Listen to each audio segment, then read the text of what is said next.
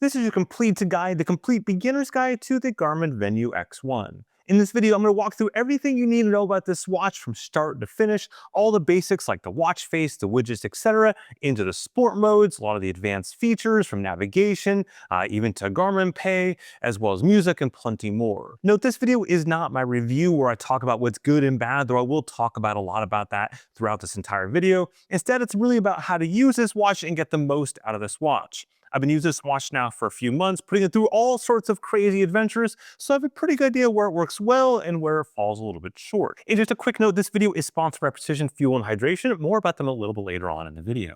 So with that, let's just simply get right into it with the hardware basics. So this is the watch right here. This is the band that comes with it. It is a fabric band. You can go ahead and replace the band if you want to. You can see right there, just a simple watch strap. So you can simply just pop that off and then put it back in place there. Or you can put it back in, oh man. And then you can adjust the length just by adjusting it right there, and then Velcros to the other side. On the side of the watch, you're going to see two buttons. The only two physical buttons that it has, this top one right here is essentially a confirmation button. So you can open up things like the sport modes there, as well as confirm things. Then you have the touch screen right there. We'll get into that more in a bit. And in the bottom right, you've got the back button. So you just press this and it goes on back.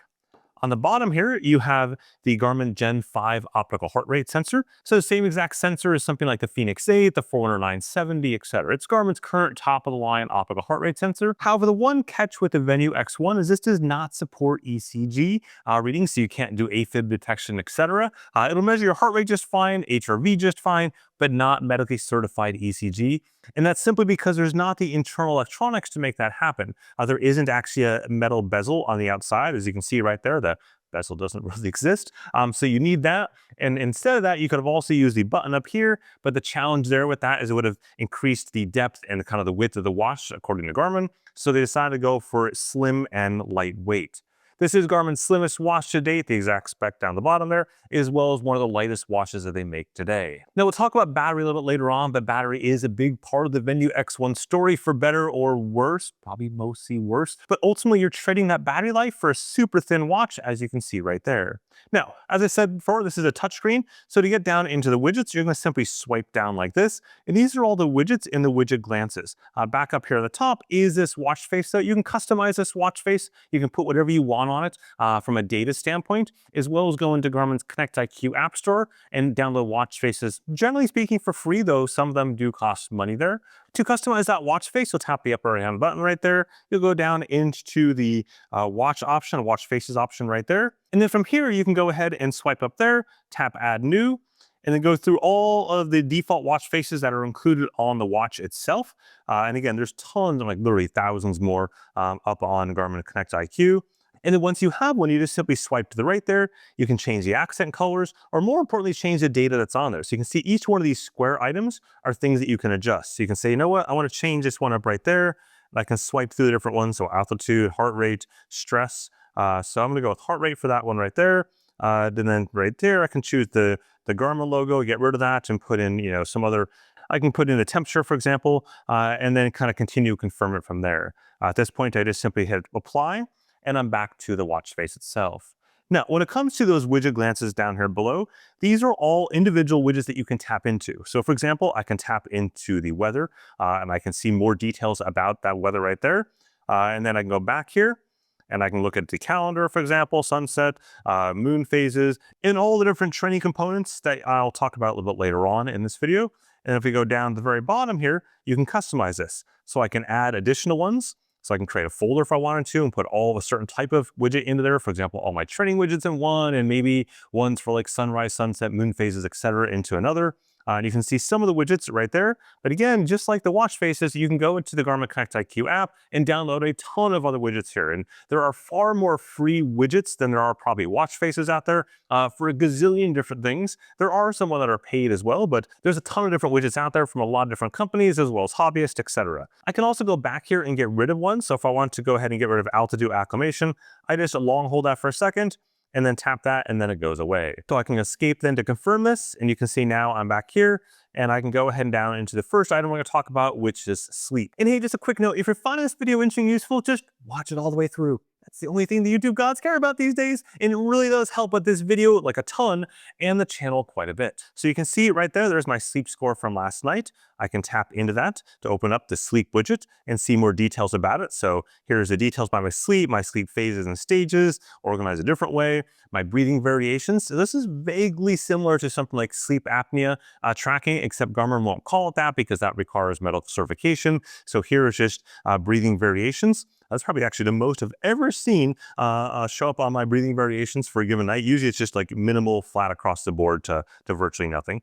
And then my sleep stages, as well as my time for the last week here, and then my sleep scores for the last week as well. When it comes to accuracy of this data, in terms of the time I went to sleep and the time I woke up, I find that to be pretty much spot on across the board. And Garmin's made some good progress in the last couple of years around what happens, especially early in the morning. Like if you've got young kids that may wake you up and go back to bed, etc.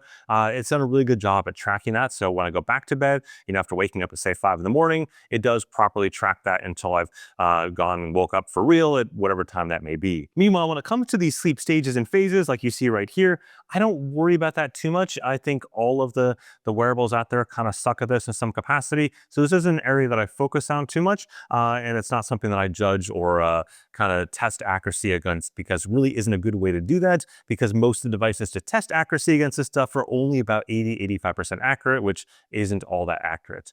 Now, the next piece here is heart rate variability. So I went back here. We're going to find the HRV, heart rate variability. There it is right there. Widget right there at the bottom. So we tap into that. So heart rate variability is basically measuring the time between your beats. And generally speaking, it's a good way to look at whether or not you might be fatigued or too much training or something else impacting. So in my case, that green area is the baseline. And that starts off with at least 19 nights worth of data. So you won't get this like color-coded thing until after 19 nights. But you will see your last night average. So if I go down right there, you'll see this immediately upon wearing it. HRV is only tracked at night, so it's going to track when you fall asleep until you wake up. And Garmin simply averages out your HRV over the entire night. You can see in this case, mine is relatively steady across the night. And you can see my 7-day average there, as well as my baseline, which is in green, and kind of my changes throughout that. So was pretty busy back there about a week and a half ago or so, and then it starts to climb back up again. In this case, I was in the Alps there, which will also impact that. From an HRV standpoint, there's a lot of factors that will impact it. As I mentioned earlier on, fatigue and jet lag and altitude and training and if you're sick or not. So if we look at here at my baseline, that green is what's defined as normal, versus if I'm doing a really, really hard training block without a lot of recovery, a lot of good sleep, that'll drive that down lower. Generally speaking, for most people, a lower value is worse, and generally speaking, a higher value is better. But there are people out there that are flipped. And also, don't worry about this range. Some of my friends have ranges where the green is like 30 to 50 is like an amazing for them. And my wife is the opposite. Her green is like 70 to 90 or something. And some people have greens like 100 to 120. The green range, your personal range, is personal to you. So I know it might be really tempting to look at mine and be like, that's Ray is good, that's green right there. No, it's just what I happen to be. And this will shift over time. I believe it's a 90-day kind of rolling average. So if life is changing and whatnot, it'll shift. So in this case, actually, my baseline has slowly increased over the last few months. I guess I'm getting more sleep and being a bit more relaxed or whatever the case is. So it's slowly going up, versus if you watch some of my videos from like a year ago, you'll see my baseline's a little lower in like, I think about 48 or so to 60. So again, we're kind of slowly increasing that up. As a general rule of thumb, I look at HRV as kind of a backstop against things and say, hey, if my HRV values are plummeting, that means I'm probably about to get sick. So if I drop down to like 20 or 30, that means like something's bad about to happen here. Or it means I've had a huge training block with really poor sleep. But the key thing is it doesn't know why you might be unbalanced, meaning lower or higher. So if you know, hey, I was drinking last night heavily, you'll see your HRV value will start out really low and then kind of climb up from there over the course of the night, as effectively that alcohol like burns out of your system. So alcohol is a huge factor that will drive HRV down. The same with drugs, both good drugs and bad drugs, or how you want to define them. Any sort of medication can impact HRV. Now, heading on back here, one of the first things you're going to see in the morning is the morning report. So you wake up in the morning, you're going to see this morning report. Here's a snippet from this morning of my morning report. And it's going to essentially show you where your HRV value and your sleep was last night. It's going to show you any scheduled workouts. We'll get into scheduled workouts in a moment, as well as any calendar items you have. It'll show you the weather and whatnot. You can customize this though by going into settings. So tap the upper right-hand corner there, go all the way down to settings again. There we go. And then we go into notifications and alerts. and we see report settings. We have the morning report and the evening report. I tap open morning report. I can turn it on and off entirely. It is one of people's favorite features, so you probably will like it on. You can customize the daily message. I can edit the report. So here's all the components that are in there, training readiness and so on. I can add components to it if I want to. And then I can basically say done and we're good to go. Now, the counterpart to the morning report is the evening report. This is pretty new to Garmin, only a couple months old here. And if I go back, you'll see the evening report right there. The same basic concept as the morning report. Here's the evening report from a couple nights ago. And you can see that it's going to have basically a summary of my day from a workout standpoint, from a training status standpoint, etc. And it's going to kind of summarize things and let me know what I might need from a sleep perspective going into the next day. Again, just like the morning report in that same area here, you can go edit report. You can change what you want there. You can see my jet lag advisor is on this one. I've got a trip tomorrow to the States, so bouncing across the pond right there. And I can add components as well as countdowns, for example, to races, calendar, alarms, steps, and so on. Now, one of the things you might need at nighttime is the flashlight. And there is a flashlight on this right here. You can see right there a little white dot and a red dot. That is the white LED and the red LED. So to enable the flashlight, I will just simply hold the bottom right-hand button on for a second, and there is the white light. And you can see on the left-hand side here is a little thing to adjust the brightness. So you got 4 levels of white brightness there, and then 1 level of red. And there you go, red. And by default, it'll keep whatever I set it to. So if I set it to half right there and then long hold again to turn it off, you can see the next time I turn it on, it'll be at half again. So generally speaking, I actually keep this on the red light at night. And I use this all the time in hotels. I'm traveling, well, a lot this month. So I'm traveling most of this week, in fact, in hotels. So the ability to just have this, I'm getting around a hotel that I may not know in the middle of the night. I can do that quickly by just simply long holding the bottom right-hand button. Note the long hold is different than most of Garmin's other watches, which are double taps on the buttons, but since there's only 2 buttons here as opposed to 5 buttons, they just went with the long hold instead. When it comes to brightness of the flashlight, this is roughly equivalent to my iPhone or any phone for the most part in terms of brightness, but does a pretty good job in confined spaces. In addition, you can also use the flashlight automatically in sport modes. So I'm going to briefly show you this, but we'll get back into more sport modes later on. I'm going to go into run right here, and we'll go down into run settings. And you'll see at the bottom is a flashlight option, eventually way down there. Flashlight is off, but you can set this to automatically turn a flashlight on into strobe mode after sunset, on or off. So I can set after sunset, and I can change the basically strobe type. So I can say blink or pulse or beacon, etc., or cadence, lock to my cadence. It's not great for like seeing the ground in front of you, but you can certainly use it just by setting it to be on the entire time. But it is good for letting other people see you, especially if you're near roadways and whatnot. One of the things we need to kind of back up before we get into the sports side of things is the AMOLED display itself. So an AMOLED display, as you can see right here, is a super brilliant bright display. This is Garmin's biggest and brightest display to date. While Garmin doesn't disclose nit values, which is the brightness of the screens, generally assume here this is probably 1500 nits, if not 2000 nits, or maybe even brighter than that. Their previous AMOLED displays were 1000 nits. At the end of the day, it doesn't really matter. This screen is super easy to see, as was their previous ones, outdoors or otherwise. However, with this bright screen comes battery challenges. But the key thing to understand with the AMOLED display is there's 2 core modes, gesture-based and always on. Always on is as you would think, which means that the screen is always on. Either it's in a brighter mode or it's in a dim state like you see right there. See how the numbers aren't filled in? And if I tap it, the numbers fill in, it gets brighter. So when your wrist is down like my wrist is right now with this Apple Watch Ultra, it's in a dim state. But when I raise my wrist up like this, you can see it goes to full brightness. The Venu does the exact same thing.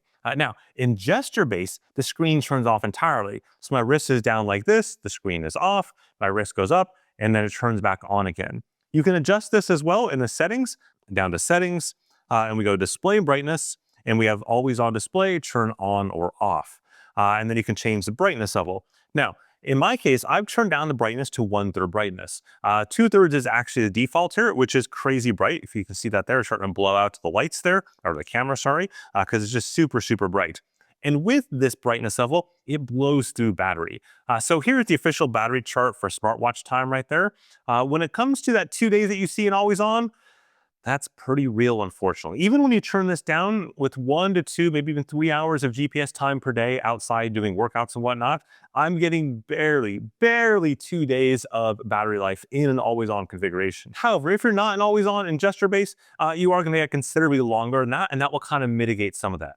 I really hope Garmin will go ahead and allow you to turn this down from 3 settings to more options. than just these 3 brightness levels, because these 3 brightness levels aren't really all that different in the grand scheme of things in terms of battery consumption and brightness. Now, as I mentioned earlier on, this video is sponsored by Precision Fuel and Hydration. It's the go-to that I have for my gels and my hydration products that I use when I'm out in the trails or riding or running, as well as what my wife uses as well. But it's not just the two of us, it's pro teams like the Tour de France, both the men's and the women's side, as well as Major League Baseball, NFL, NBA, etc. However, probably one of the coolest things about Precision Fuel and Hydration is the team behind it. In particular, sports scientists. You can actually have a Zoom call for about 20 minutes or so, diving into what you want to do from a race perspective or training perspective, and they'll help figure out what the products are that fit that particular race or training goal for you.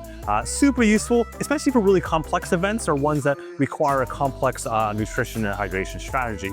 Now, when it comes to product, I have no problems consuming it. One of the biggest things our CEO always says is that their product is inoffensive to consume, meaning it doesn't taste bad when you're doing a 12, 14-hour type activity. All their products are Informed Sports certified, all are vegan, all are 2-to-1 glucose fructose, and contain no artificial ingredients. You can visit the link in the description down below for the free planner or to set up a call with them to discuss your particular hydration and fueling needs, and you can save 15% off your first order with the coupon code FITFILE. Thanks again to Precision Fuel and Hydration for sponsoring this video. Now, heading on down from there, we'll go back out of this and we'll talk about some of the new voice features. So I can tap this upper right-hand button right there, and if we scroll down, you've got phone, music, kind of voice-ish, but here's the big one, which is voice command and voice assistant. So voice command is essentially giving commands to your watch. So watch this. Tap this open. Open up a run. And this is handled internally on the watch itself, and it's basically Garmin's like little Siri, if you will, basically talking to the watch and opening up certain things. So I can go back again, voice command, show my heart rate. There we go, and there's my heart rate, right? This is fine. I will admit up front, no matter what the watch is, Apple, Garmin, Samsung, doesn't matter. I'm not really like a talk to my wrist kind of person, so I find this kind of like, yeah, but maybe some of you are. Now, the next piece here is phone assistant. So what this is going to do is going to leverage the microphone inside this watch here to use your phone's assistant, so over here, to go ahead and basically open up and do whatever your phone assistant wants to do. So whether it's Siri or Google or Samsung, etc. So I can tap right here. What is the weather for today? Looks like it will be partly cloudy today. Daytime temperatures will hover around 81 degrees, with overnight lows around 58. It's just simply channeling like Siri into your watch speaker and phone right there. Now, going back again, we'll go down and we've got voice notes. So this allows you to take a note. So I can tap this. This is a note. You're in the middle of the beginner's guide. And then you hit stop and I can hit play. This is a note. You're in the middle of the beginner's guide. And the idea being here that if you're out for a run or whatever the case is, you're like, oh, I've got this brilliant idea to solve world's problems, you can make that recorded note here. You can also put the location on it as well, and then access it later on in the library. So if I go back again, library right there at the bottom, I can see all those notes and basically tap into them and play them. Now, the last feature when it comes to the voice bits and speaker is the phone. You can see here, I've got a dialer up top if you want to old school and memorize phone numbers, or I can go into contacts and I can open up my contacts. There we go. And I can tap any given one of these. I can tap DCR Android. I can tap to call it. And I don't know what phone's going to ring here. This phone right here. And I can simply go ahead and answer this call and use a speaker and the microphone on my watch. Now, there is no cellular in this. This is the voicemail from Now, there is no cellular LTE in this device. You have to be with your phone to be able to make that phone call, because it can use Bluetooth from the watch to your phone, and then your phone will do the hard work, if you will, on the cellular network. So do keep that in mind. This is really just about being able to keep your phone in your back pocket or wherever the case may be, and be able to do this from your wrist. Now, when it comes to speaker volume, the volume here is actually pretty darn good compared to the Fenix 8, and I find the Forerunner 970 kind of in the middle there. This is by far Garmin's loudest speaker volume compared to some of those other ones. In fact, you can even play music on this as well if you want to. So if I tap up music, we'll get into this later on. I tap play. You can hear it's playing automatically straight from the speaker on the watch. Normally, you probably use Bluetooth headphones. We'll talk about that later on, but that is certainly an option. Now, at this point, we're going to go into some of the sport features. The very first one here to start off with is just simply opening up a sport mode. By tapping the upper right-hand button, you get into what's like a pseudo sport menu, the apps menu, if you will. And this is where you can go and open up anything that's pinned to the top there, your last one right there, or tap this little dot to see all of the workout modes that you have right there. You can go down into that by clicking more, and you can see there's a gazillion different sport modes shown here. I will put them all on the screen in a list though, but here's basically what you're looking at right there. And these are essentially the exact same sport modes as the Phoenix 8 and the Forerunner 970. The one exception is because the waterproofing level here is 50 meters and not 100 meters, some of the high-speed water sports you will not find on this watch that you would find on the Phoenix 8. In addition, on the Phoenix 8, you also have the diving modes. Obviously, there's no depth gauge in this watch here, so you're not going to have that. But things like water ski, some of those high-speed sports, surfing, etc., aren't offered on this watch that are offered on the Phoenix 8. But otherwise, they're nearly identical. I've got an entire guide that compares those three watches side by side that you can find in the corner or on the screen or something like that. So we're going to go on back here. We're just going to select run to kind of keep things simple. And what's going to happen at the top is you've got GPS that'll start to automatically connect to if you're outside. And down here, you've got training. These are where you can load up a structured workout, including workouts that are automatically generated for you on that given day. You can navigate a course or a route or navigate to something, including maps. You can go into run settings there to tweak anything you want, like data pages, etc., or watch settings at the bottom here. So looking at training first, you can see a quick workout where you can create a simple interval workout or time, distance, goals, etc. If we go down though, I've got workout library. So these are the workouts that are set up for right now. So today's training based on a training plan I have for a triathlon later in October will automatically say, hey, for today, I should have a bike today. Tomorrow is a run though, so I can do tomorrow's workout if I want to. Another bike on Wednesday. There's a multiple set of workouts on Thursday, and then so on all the way through this calendar right there. So if I were to say, you know what, I'm going to do tomorrow's run today because I got a flight tomorrow. I'm just going to tap that. Here's a workout that I want. It's just an active recovery workout. Basically just run 32 minutes, pretty easy. So not the most fancy of workouts versus if I go maybe on Thursday, we'll get a run in there. Nope, no runs there.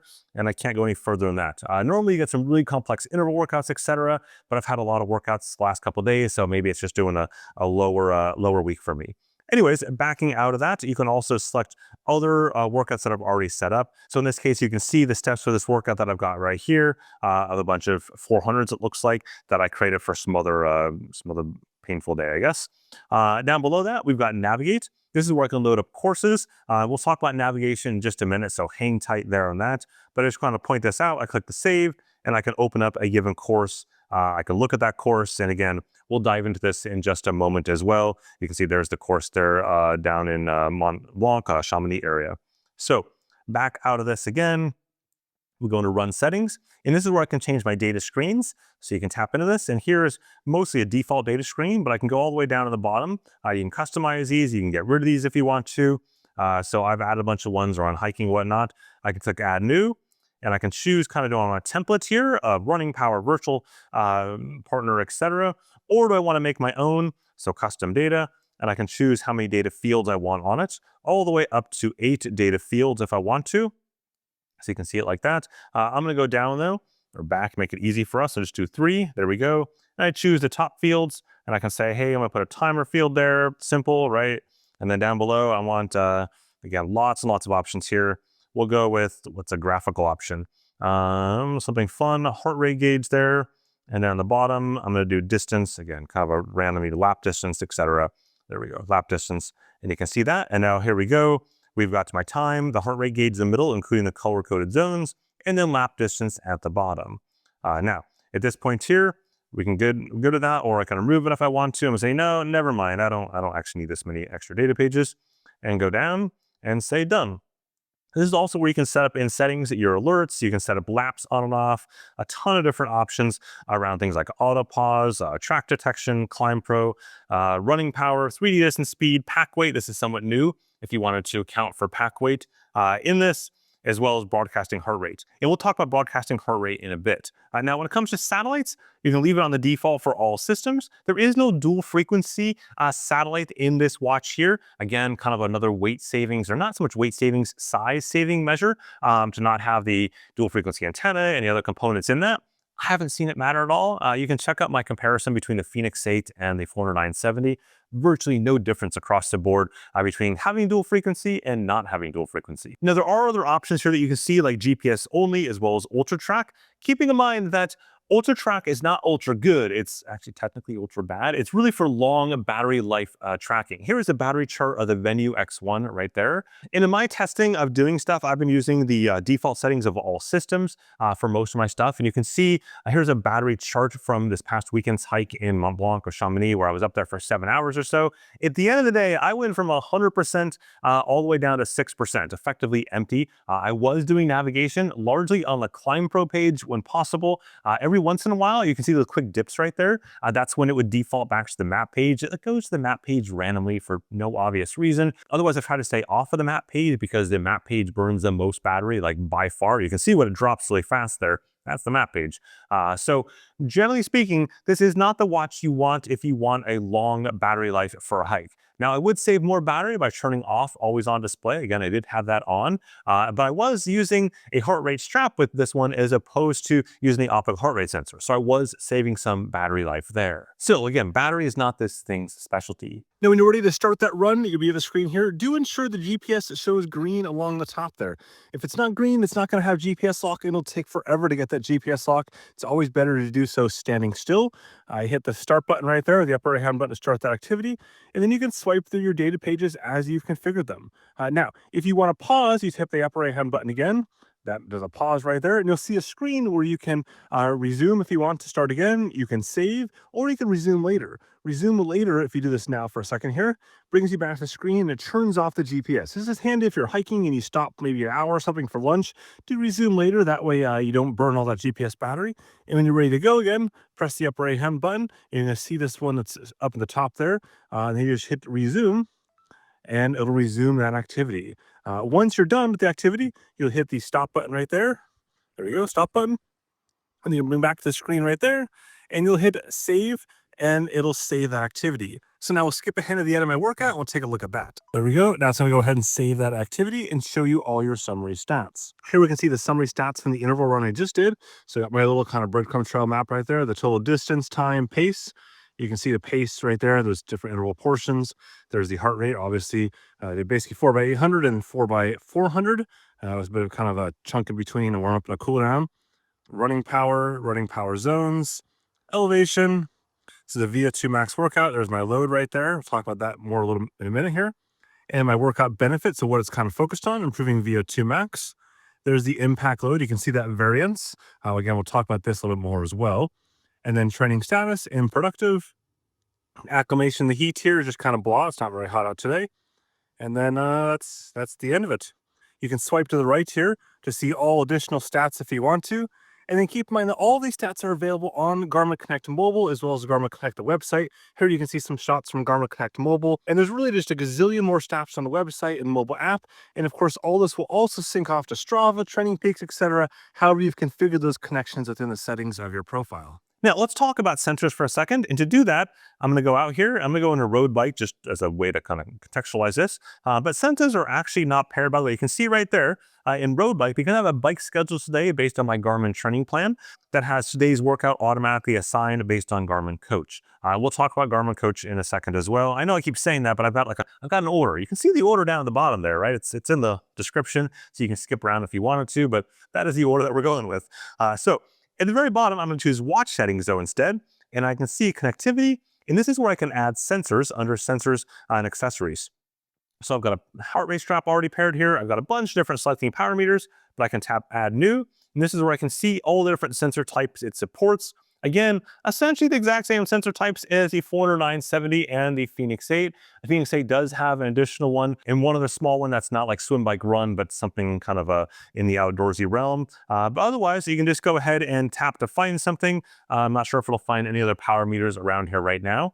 But once you have a sensor found, you can go back here and you can name it if you want to. So I can say, hey, this one right here, I want to give it a name that's something more useful than just the AMP Plus ID. This does support both AMP Plus as well as Bluetooth, and on the Bluetooth side, both secure and unsecure. So you can see that right there. Connection type is open as opposed to secure. And then if I go back all the way back into the sport mode settings, so I see road bike settings on a per sport profile basis, I can change whether or not I want to broadcast my heart rate like we saw earlier in the run section. So if I choose this right here, this will broadcast across both ANT Plus and Bluetooth Smart in an open, unencrypted. Almost everything is unencrypted these days, like 99.99999% of all Bluetooth heart rate stuff is unencrypted these days. It'll broadcast it using unencrypted Bluetooth as well as ANT Plus. That means you can pick it up on a Peloton bike or on Zwift or on a bike computer, GPS or whatever you want. It's going to be accessible there on standard Bluetooth and ANT Plus. So super easy to do that if you want to do that. I generally leave this on for the indoor bike one. So if I'm doing an indoor bike workout, I can broadcast that and have that always be enabled right there. It's an almost negligible battery hit to have that enabled on a given sport profile. It just doesn't really impact things too much. So let's then back up and talk about some of the new running metrics that come on the Venu X1 as well as the Forerunner 970 and also now the Phoenix 8 as well. The very first one is running tolerance. I'm going to go all the way back to right here and go down into the widgets here and you're going to see running tolerance there. For some reason you don't see it, you just go down to the very, very bottom, click add and add that widget. So running tolerance is looking at how much it thinks you can run on a given week. So you can see right now, my running tolerance is 41 kilometers a week, and my current acute load is 27.7, and my actual 7-day is 18.8. Now, what this means, why there's a difference here, is that when you finish a run, the intensity of that run can impact how that run actually felt to your body in terms of the kilometers. For example, if you imagine a baseline is 10 kilometers on perfectly flat Dutch roadways here at an easy pace, that is like 10 kilometers equals 10 kilometers, right? Got it? But now imagine you go up a mountain and come down a mountain, and if you run down mountains, you know that running down mountains is the thing that absolutely destroys your legs. Thus, if you went 5K up and 5K down, those 5K going down will have an absolutely huge impact on your legs compared to the 10K in total that you ran on flat ground. So this tries to normalize this. If you're familiar with grade adjusted pace, it's kind of like that same concept, but for like pain in terms of what the recovery time would be from that particular run. So that's why these numbers are different here. You can see running over the last few weeks. I had a big week last week, and then lesser weeks before. I've been doing more cycling, and then this week here, kind of just down doing more cycling and other workouts as well. Now, in my experience, when it comes to running tolerance, this like responds very, very slowly to changes. Back in May, I basically was sitting at like 40-ish or so kilometers, and I did a bunch of weeks, 70 to 100K a week for like 3 or 4 weeks. And it barely budged upwards to like 43, 45K.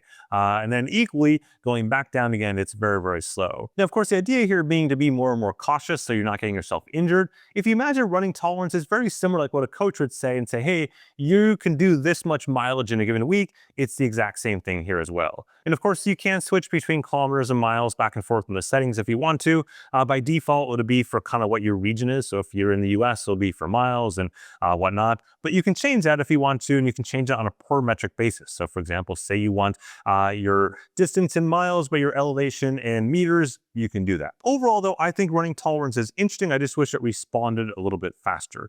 Now, running tolerance is based on impact load, which you'll see at the end of one of your workouts. If I go down here to one of my recent runs, I think I can go to training right here. I can find my last run from yesterday, 13.5K. I can open this up. You'll see at the end of every single run, if I go all the way down to the bottom right there, there is the impact load of this run. So 16 kilometers on flat ground, a bit of a hotter day though, ran a little bit faster towards the end. You can see that numerical 1, 2, and 3, the multiplier, if you will, on the right-hand side, versus like a trail run or some of my other runs that are harder, interval runs, etc. You're going to see those will have a higher impact. So I think I've got a photo on the screen right now showing you one of those runs and how it shifts throughout the run. So again, impact load is driving straight into running tolerance.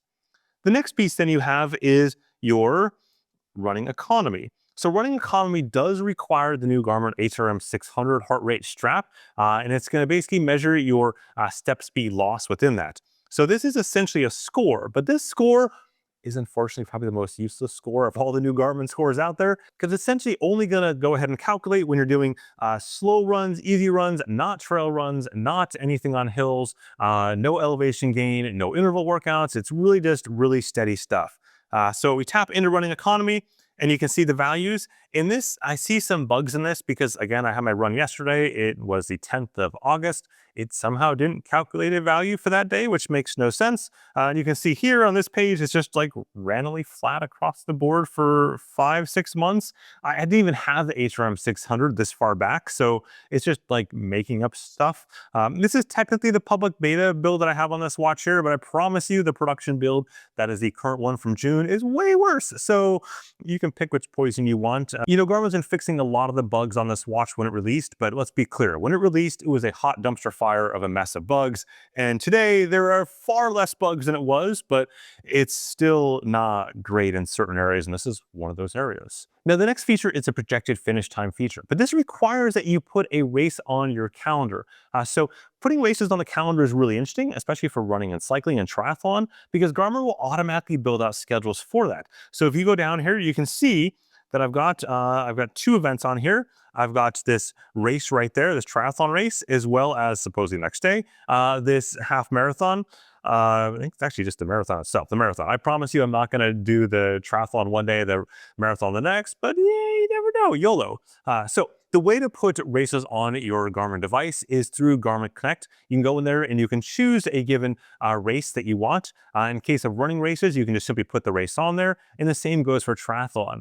But if you go through the Garmin Coach area, it'll go ahead and start to build out an entire training plan for you automatically. And it'll do this for both triathlon and running and cycling events, triathlon being new to the Venu X1, the 4970, and the Phoenix 8. And so you can see here, if I choose this triathlon right there, I put the exact triathlon. You load up even the course file for it, so it knows what you're kind of up against from an elevation standpoint. I can put the goal in there. It has the exact time in there. It has the average weather on that day, typically speaking, for that time of day, as well as the location. And the same is true for the Palma Marathon there as well. And then notably, in the case of a running portion of this, it'll even have projected finish times based on your current fitness and what you're currently doing. So it says, for this half marathon, my projected finish time is 1:31 by then. So you see that blue line going down here? That means it's projecting I'm going to get faster by then. Now, I haven't done a ton of interval workouts lately. I've been doing like lots of trail runs, which aren't great for projected finish times because it's up, it's down, it's super steep and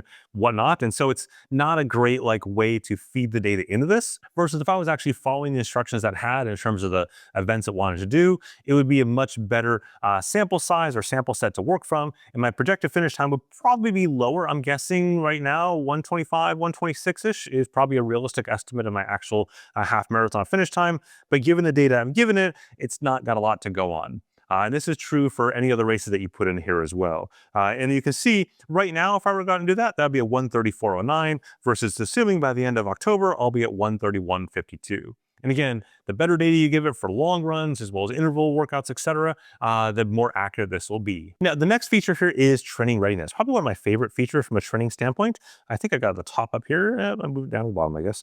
There we go, training readiness.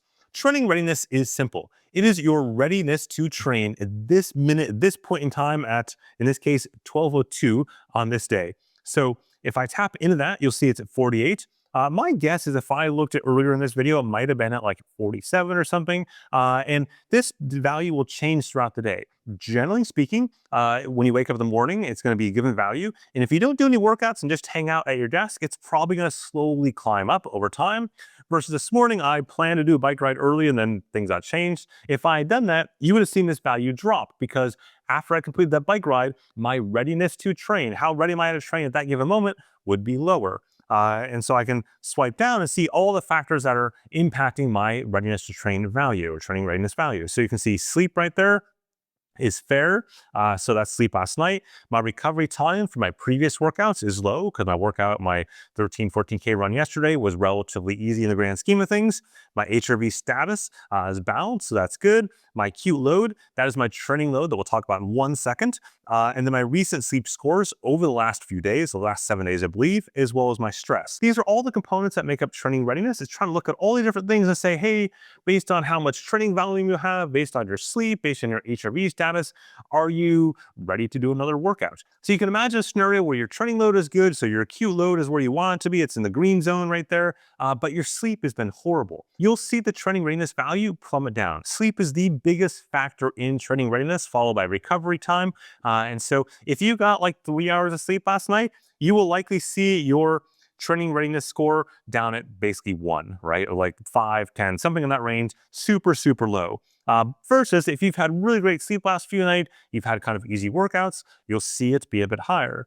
Equally, you can do a lot of really hard workouts, but if you're getting great sleep and your HRV values where they want to be, that's telling the watch that, hey, you're recovered and ready to roll. So looking at some of that training status bits here, this way of training status. So I'm going to tap into this. You can see it's a productive right now.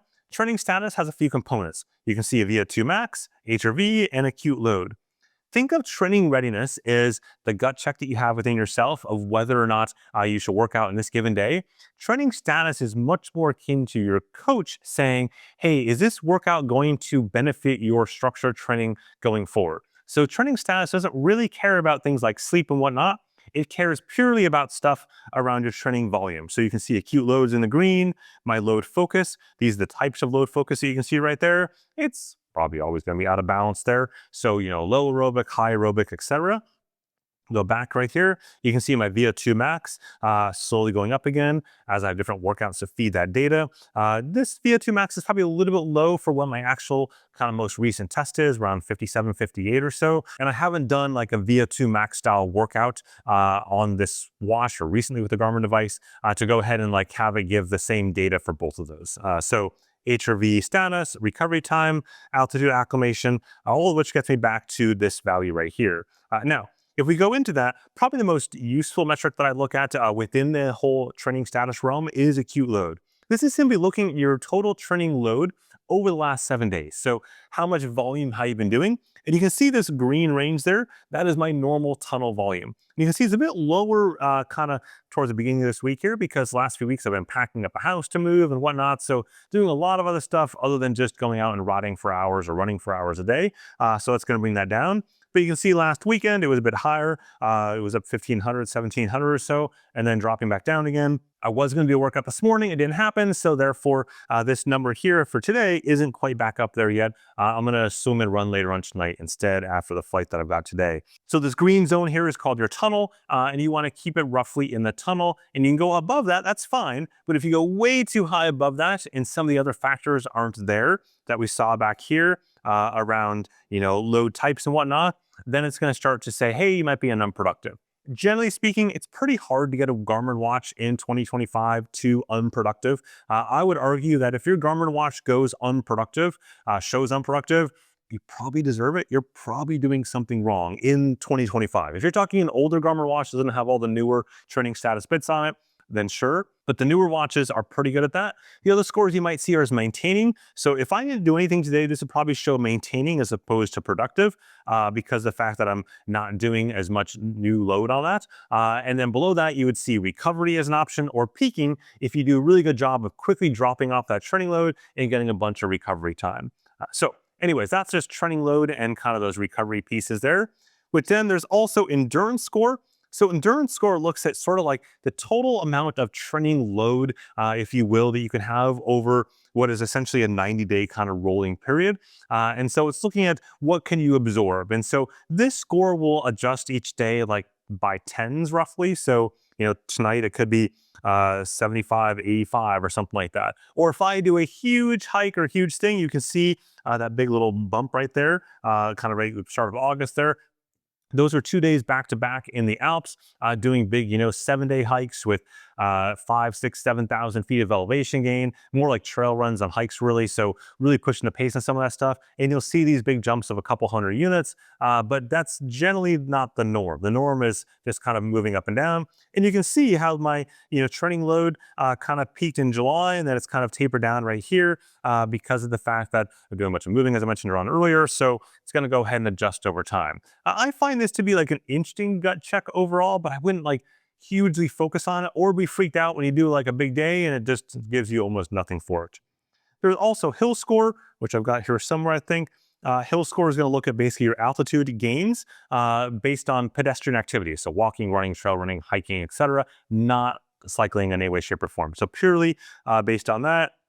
And it's going to have a couple factors in it: hill endurance, hill strength, and each one of these factors is going to contribute to the overall hill score there. And you can see those big days in the Alps right there really driving that up. I live in a very hilly area in Mallorca, so lots and lots of hills, but I don't tend to go into the mountains to do a ton of trail running. I just do kind of smaller stuff nearby, which has lots of ups and downs, but not like go up 1,000 meters, 2,000 meters at a time, which is what I did in the Alps. And thus you see that big spike right there. Now let's talking about some of the Alps. Let's talk about some of the navigation bits here. So I'm gonna go back here. I'm gonna tap again a workout.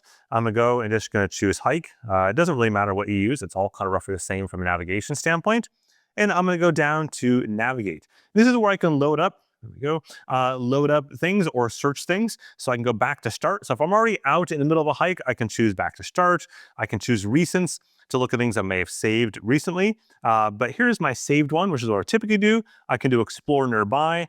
I can create a course, create a round trip course. Round trip courses, you say, hey, I don't really know the area. I'm gonna go and I want a 10K course. There we go. Yep, 10K. I confirm that. To the north. And it's going to calculate these courses on the fly using the maps that are on here. Now, there are maps already on this device preloaded based on the region you bought it in. So if you bought it in the US, you would see US maps on there. North America maps are preloaded. In Europe, you can have the European maps preloaded, etc. You can download maps in the map manager, which I'll show you in just a moment here, or you can use your computer to do as well. Use your computer, it's way faster, especially if you're like at a hotel and realize you don't have the maps. But here are the courses that it created. So there we go. So to say you can do this one route right there, goes into the city. This is fine. I've run this a few times. And you can do another course, so calculate that and so on. These courses aren't super fast to calculate, so keep that in mind. I'm going to back out of this though right now. There we go. You can raise or you can navigate past activities. You can use coordinates. You can use the map and go somewhere. But I'm going to go into save courses, which is what I typically do, where I've created these routes ahead of time using Strava or Komoot or even Garmin Connect. And then I'm going to navigate on those routes. So if I look at the one here, this is the one I did the other day. So you can see the route right there going up Glacier. I'm going up this right there and going around and come back down again. And if I tap the ...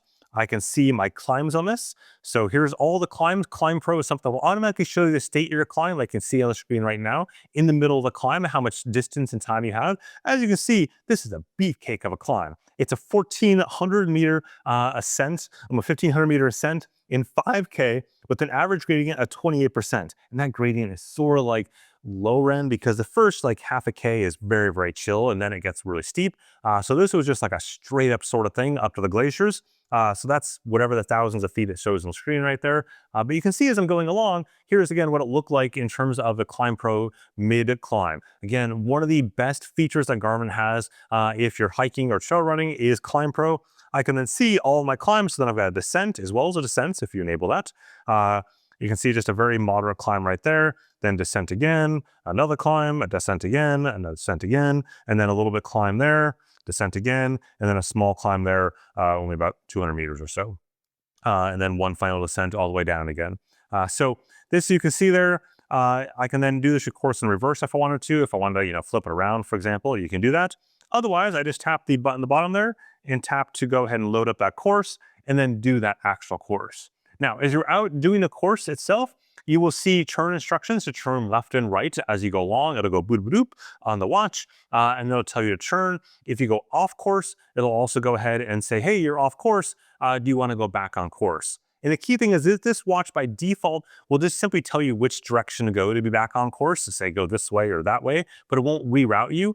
But you can reroute if you need to on actual trails. So that's useful, for example, in the past, I'm in the mountains when there's a storm coming in and going, you know what?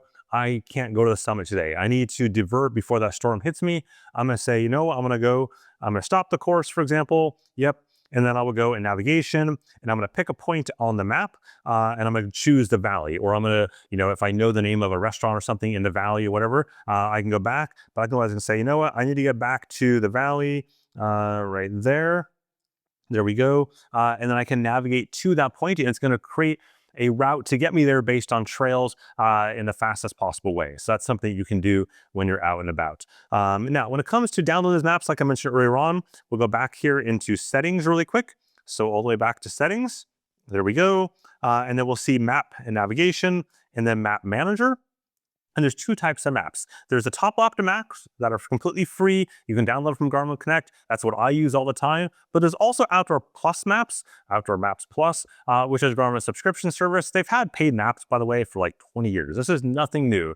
These maps are maps like satellite imagery, so bird's eye maps, or really special marine maps, or very custom maps that you want to download that are unique in some way that are not normal maps. Those you can pay extra, I think like $60 a year for unlimited maps of those types. I virtually never use them. I just use the Topo Active maps. So I can tap that there, and I can see I've got Topo Active Europe downloaded. I can add a map though. It's going to search for Wi-Fi, use the Wi-Fi to download the maps, and I can add, for example, the North America maps, or the Australia maps, or whatever it is once it finds this. As I mentioned earlier on though, this is kind of slow, so it does take a while, so just keep that in mind. This is just downloading the library maps. Give it a second, and now I choose what I want to download. And I can just, basically pick whatever I want. So Top Active North America, for example. There we go, download. And what's going to happen is that it will not download until I plug my watch in. That's because it would just blow through the battery unless you had that. So that is something that does require to be charging. And the closer you can place it to your Wi-Fi thingamajig, the better. Like if you can put it on your Wi-Fi router device access point, even better. Generally speaking, if you're going to use your computer, you're looking at like 30 to 45 minutes to download a continent. If you're looking at this year, just come back like the next morning. It's like 4 to 6 hours. It takes absolutely forever.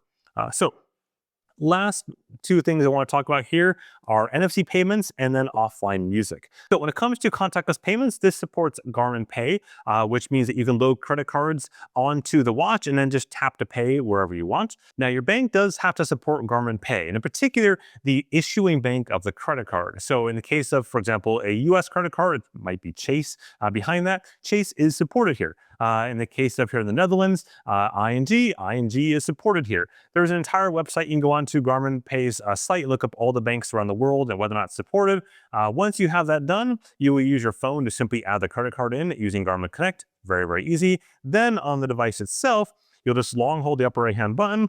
Is at the top right there. I can rearrange these. So I tap this. I then enter my secret passcode. Now it's got until that little bar goes all the way around there to tap on the reader and pay. You can see right here, tapping on a reader, some airport or something for something, and it just simply taps and pays for it. It works great. It's handy to have on here to actually access it. So again, I just use this as like a backup payment method if I'm out riding or running, mostly running where I don't take my wallet or might not take my phone, to have this there. Now, the last area is offline music. So you can store MP3 files on here, or you can download it from Spotify or Amazon Music or Deezer. YouTube Music app isn't showing on here quite yet for some reason, but that is an option. So if we go all the way down here, you can see at the very bottom, there is my music. It would say music normally. In this case, I've got Spotify already loaded, so I can tap into this. And the way you add Spotify is with the Garmin Connect IQ app store. It will then automatically authenticate to your Spotify account. It does require a premium account on Spotify as well as Amazon to do this. And then within that, you can choose the library option at the bottom here, and you can choose to add new music. I can choose, for example, workout ones. You can download full playlists, your own workout ones or other ones, or your own non-workout ones, whatever you want, or even podcasts on here to keep things up to date. So if I go back, I'm going to choose podcasts, and I'm obviously going to download the FitFile podcast. So I'm going to choose this right there. FitFile podcast is something myself and Des of DesFit put together roughly every other week or so, talking about all sorts of sports tech. So definitely check that out. And I can choose to download a given episode right there, and I'll go and search for Wi-Fi and connect to it. And you can see it's going to start downloading right away behind the scenes there. This is the exact same thing for music. And then once you're ready to play this, you guys go back right here, and you can see in the library, I've got the locked in playlist. I can tap this, and then going to automatically start playing. Or I can do the tap, tap, tap there and go into settings, and I can see where the audio output is to speakers. I can also pair up a Bluetooth audio device. So I go add new, search for headphones, I'm gonna grab them. Got my handy dandy headphones right here. Here we go, got it in the Bluetooth pairing mode. You can see it's in Bluetooth pairing mode now. There we go, tap the top one. This will connect up to this. It's now connected and ready to go. Going back again, I hit play. And I can hear it there. You can probably hear it on the microphone right there. Don't want to get myself in trouble with the YouTube copyright gods, so won't do that. But again, the idea here being that you can go ahead and add music to it, to offline music, totally offline, does not require your phone or anything like that once it's on the watch, and you can play it while you're out for a run with just your headphones. You can also use all of your headphone controls for controlling volume and whatnot, or you can use the watch itself to increase or decrease volume right here from the watch menu. So there you go. That is a complete guide for the Garmin Venu X1. If you got any questions, just drop them down in the comments there. I'm happy to answer them. Also, check out my complete comparison guide between the Garmin Forerunner 970, the Fenix 8, as well as the Venu X1. Thanks again for watching. If you did find this video interesting, just share it out to your friends or something. That would really help quite a bit, or hit like or subscribe down the bottom. Have a good one.